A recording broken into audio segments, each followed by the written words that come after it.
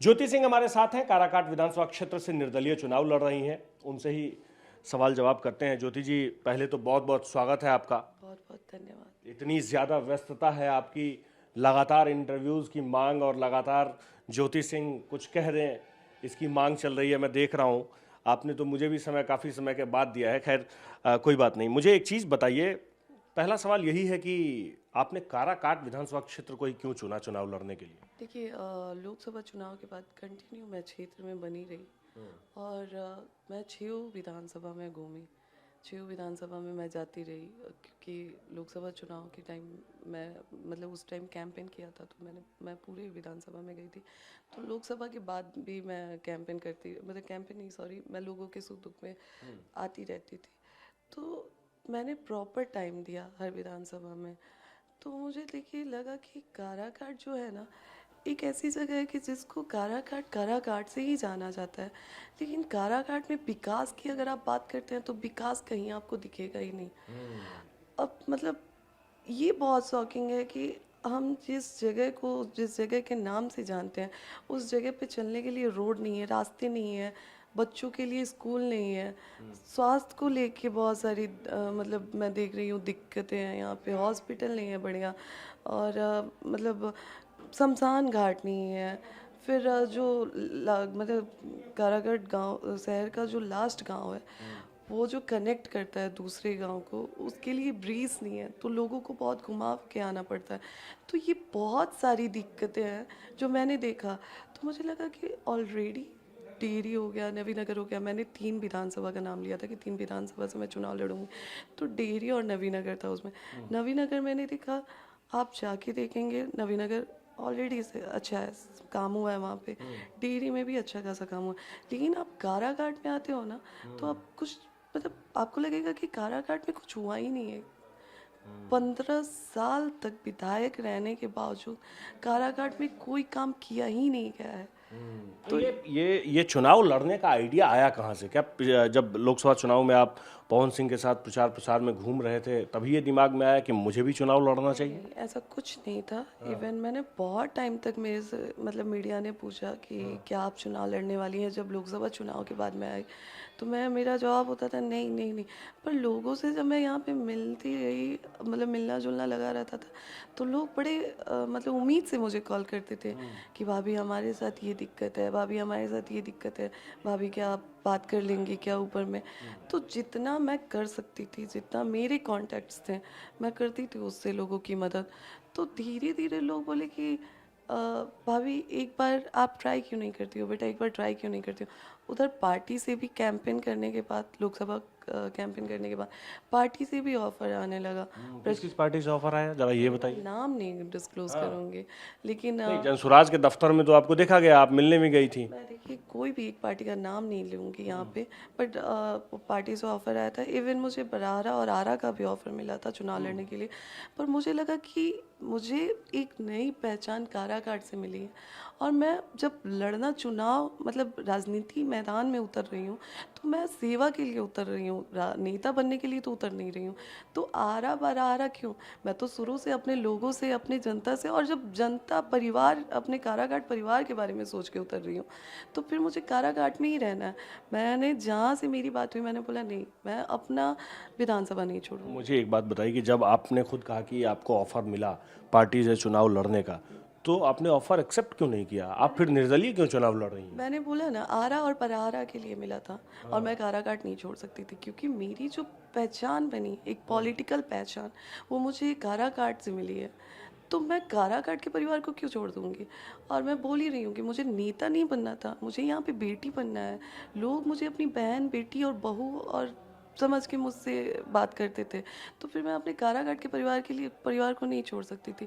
मैंने यही बोला कि मुझे अगर लड़ना होगा तो मैं काराकाट की ही 6 विधानसभा में से कहीं एक जगह से लड़ूंगी। आप जनसुराज के दफ्तर गई थी, शेखपुरा हाउस, जहाँ से प्रशांत किशोर का जो दफ्तर है वो ऑपरेट होता है, वो चलता है। क्या बात हुई प्रशांत किशोर से? वहाँ आप चुनाव लड़ना चाहती थी, ये तो तय था पहले से कि आप चुनाव लड़ना चाहती थी, तो जनसुराज से टिकट फाइनल क्यों नहीं हुआ? देखिए, जनसुराज ऑलरेडी काराकाट को लेके कमिट कर चुके थे कहीं, तो जनसुराज से टिकट को लेके हमारी बात हुई ही नहीं थी। ऑलरेडी मेरे नॉलेज में था कि काराकाट वो कहीं कमिट कर चुके हैं। तो फिर मैं टिकट की, हमारी टिकट को लेके बातचीत नहीं हुई थी कोई भी। जैसा कि आपने देखा था, प्रशांत भैया ने भी ये चीज़ें क्लियर की थी और मैंने भी क्लियर की थी। उस टाइम सिचुएशन ये था, कुछ चीज़ें थी जो अभी डिस्कस करेंगे तो बहुत लंबा हो जाएगा। बहुत लंबा हो जाएगा, ठीक है। मैं जल्दी जल्दी में, आपके पास समय भी कम है, आप बहुत व्यस्त हैं, मुझे ये बताइए कि आपने अपने जो चुनावी हलफनामा दिया है उसमें पवन सिंह का नाम नहीं है और आप अपने पोस्टर पर पवन सिंह का नाम लिख करके घूम रही हैं। देखिए उसमें नाम इसलिए नहीं है क्योंकि उसमें पवन जी का मुझे इनकम शो करना पड़ता, जो कि मेरे नॉलेज में नहीं था। मतलब उनका जो आय व्यय है वो मुझे दिखाना पड़ता, जो कि मेरे नॉलेज में नहीं था। क्योंकि पवन जी से मेरी बात नहीं हो पा रही थी, हो पा रही है, तो फिर मैं क्या शो करती वहाँ पे। जब वो चुनाव लड़े थे तो उन्होंने मेरा अकाउंट डिटेल पूरे साल का उन्होंने मांगा था, तो हमारी तो उस टाइम बातचीत थी।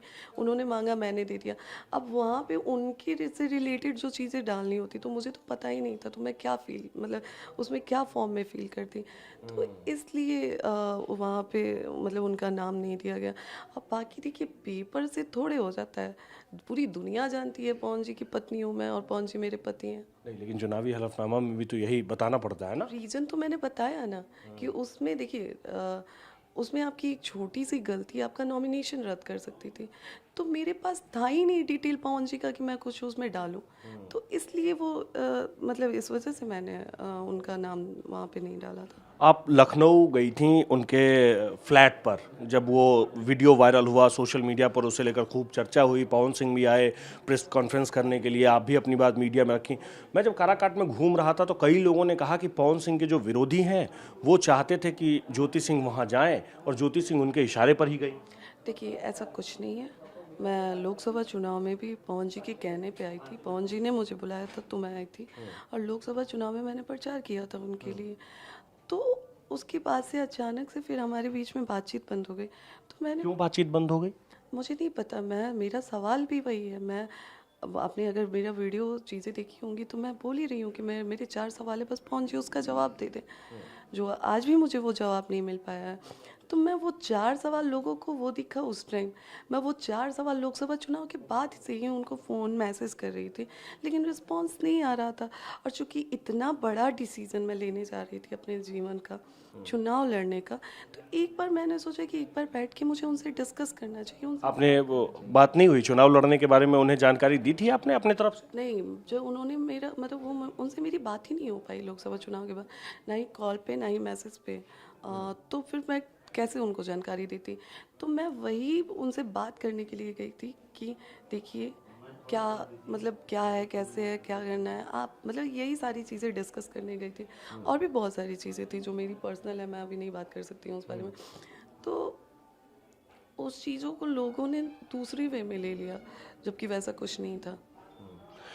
अभी जब आप चुनाव प्रचार के लिए निकल रही हैं, यहाँ काराकाट में विधानसभा क्षेत्र में घूम रही हैं, तो चुनाव लड़ने के लिए आप लोगों से पैसे भी मांग रही हैं, क्यूआर कोड के साथ कुछ फोटो, सोशल मीडिया पर तरह तरह की चर्चाएं चल रही हैं, लोग कह रहे हैं कि ज्योति सिंह चुनाव लड़ने के लिए पैसे भी मांग रही हैं, ये सच बात है? जी देखिए, बात मांगने की कर रहे हैं तो मैं ये बता रही हूँ कि मैंने तो सोशल मीडिया पे डाला है। यहाँ पे लोग पता नहीं कहाँ कहाँ से आके कभी 500, कभी 200, कभी 5000 ऐसे लिफाफे में कर कर के मुझे, बेटी हम तुम्हारे लिए सहयोग करना चाहते हैं, बेटी हम तुम्हारे लिए मदद करना चाहते हैं। और देखिए जो चीज़ है वो किसी से छुपा तो है नहीं। अब तक कितना फंड जुटा लिया होगा आपने? देखिए फंड जुटाने की बात ही नहीं है, जिस खर्च भी, चुनाव तो देख ही रहे हैं आप कह लीजिए कि कुंभ का खर्च तो बहुत होता है, तो फिर उस हिसाब से कितना अब तक आपके पास, कितने लोगों ने सहयोग किया है? आपको लग रहा है कि मैं बैठ के डिटेल करने का समय है मेरे पास। मैं सुबह 6 बजे उठती हूँ और लगभग 8 बजे तक मैं क्षेत्र में निकल जाती हूँ, और आप तो कल पूरे टाइम मेरे साथ भी रहे हैं। और मुझे आने में 12-1 बज जाता है, और उसके बाद आने के बाद होश कहाँ रहता है। तो ये सारी चीज़ें अभी क्षेत्र में जब आप घूम रही हैं तो लोग आपसे क्या कह रहे हैं? लोगों के पास आप जा रही हैं, महिलाओं से मिल रही हैं, अब बच्चों से भी मिल रही हैं, लोग क्या कह रहे हैं आपको? देखिए लोग और गार्जियन और महिलाएं, आज मैं जो मैदान में उतरी हूँ, राजनीतिक मैदान में, तो कहीं ना कहीं महिलाओं का इसमें बहुत बड़ा हाथ है। अब महिलाएं मुझे मुझे लेके कैसे कनेक्ट कर रही हैं खुद को, मुझे नहीं पता है। मैं बोल रही हूँ कि ये मेरी जो कहानी है या फिर मेरा जो संघर्ष है, वो सिर्फ एक ज्योति सिंह मेरा संघर्ष नहीं है, वो तमाम महिलाओं का है। आज मैं क्षेत्र में जाती हूँ तो महिलाओं के मुँह से पहला शब्द निकलता है कि दीदी आप हारती हैं तो आप थोड़े हारेंगी, हम सारी महिलाओं की हार होगी। तो ये चीज़ सुनने को मिलता है मुझे कि दीदी आप जीतेंगी, दीदी हमें आपसे बहुत उम्मीद है। तो महिलाओं ने उम्मीद लगा के रखी है, क्योंकि इतने संघर्ष के बाद एक सशक्त होकर मैं मैदान में उतरी हूँ और अपनी लड़ाई लड़ रही हूँ। तो बहुत कुछ मुझे लगता है कि एक भी महिला या बच्ची मुझे देख के कुछ सीखती है ना, तो मेरे लिए सौभाग्य की बात। आपके जो चुनावी पोस्टर मैं देख रहा हूँ, उस पोस्टर पर पवन सिंह का नाम लिखा हुआ है, जिसका जिक्र मैंने पहले भी किया। आपको अभी भी पवन सिंह से उम्मीद है? देखिए अब तो समय ही नहीं रहा, तो उम्मीद की बात तो अब क्या ही बोलूँ मैं, और जब उनसे मेरी बात ही नहीं होती है तो इस पे मैं चर्चा क्या कर सकती हूँ। बिल्कुल उम्मीद बिल्कुल नहीं बची है। 2 दिन बचे हैं, 2 दिन में क्या उम्मीद रखूँ मैं उनसे? 2 दिन क्या, सिर्फ 1 दिन बचे हैं। चुनाव के बाद अपने निजी जीवन में? मैं देखिए बिल्कुल कोशिश पहले भी करते आई हूँ, आगे भी करते रहूँगी।